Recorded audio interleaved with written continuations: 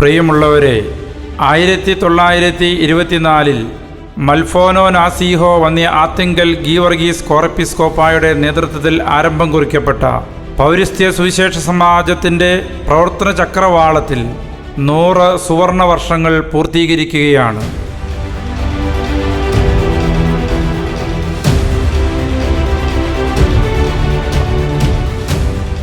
നമ്മുടെ കർത്താവായ യേശുക്രിസ്തുവിൻ്റെ സ്ലീഹന്മാരിൽ തലവനായ പരിശുദ്ധ ശമവോൻ കീപ്പ ഏറ്റുപറഞ്ഞ സത്യവിശ്വാസമാകുന്ന പാറമേൽ സ്ഥാപിതമായ അന്ത്യോക്യായുടെ ശ്ലൈഹിക സിംഹാസനത്തിൽ ഭാഗ്യമോടെ വാണരുളുന്ന പരിശുദ്ധ പാത്രിയർക്കീസ് ബാവ പരമരക്ഷാധികാരിയായിട്ടുള്ള പൗരസ്ത്യ സുവിശേഷ സമാജം സ്നേഹത്തിൻ്റെയും സാഹോദര്യത്തിൻ്റെയും കാരുണ്യത്തിൻ്റെയും പ്രകാശകിരണങ്ങൾ സഭയിലും സമൂഹത്തിലും പകർന്നുകൊണ്ട് ഈ അനുദിനം മുന്നേറുന്നു.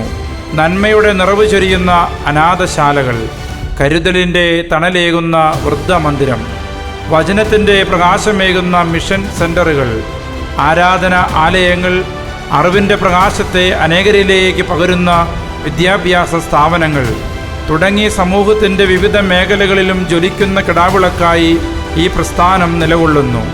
ഈ പ്രസ്ഥാനത്തിൻ്റെ കീഴിലുള്ള പൗരസ്ത്യ സുവിശേഷ സമാജം അധിപതിരാസനം സുറിയാനി ഓർത്തഡോക്സ് സഭയുടെ പൈതൃകവും വിശ്വാസവും മുറുകെ പിടിച്ചുകൊണ്ട് പുതുതലമുറയിലേക്ക് മശിഹാ തമ്പുരാൻ കാണിച്ചു തന്ന ക്രൈസ്തവ ദർശനം പകർന്നു നൽകുന്ന രക്ഷാദീപമായി എക്കാലത്തും നിലകൊള്ളുന്നു.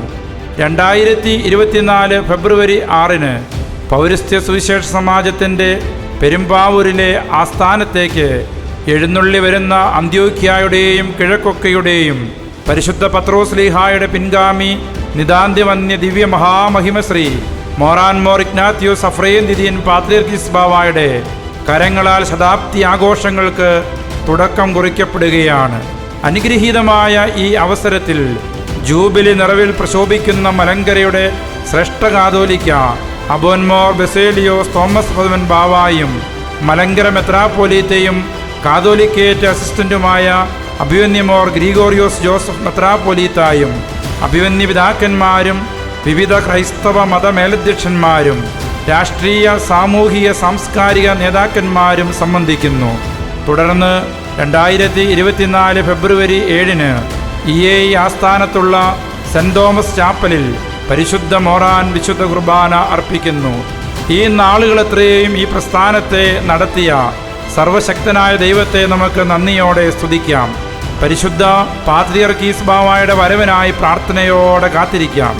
ഈ അവസരത്തിൽ എല്ലാവരെയും ഹൃദയപൂർവ്വം സ്വാഗതം ചെയ്യുന്നു.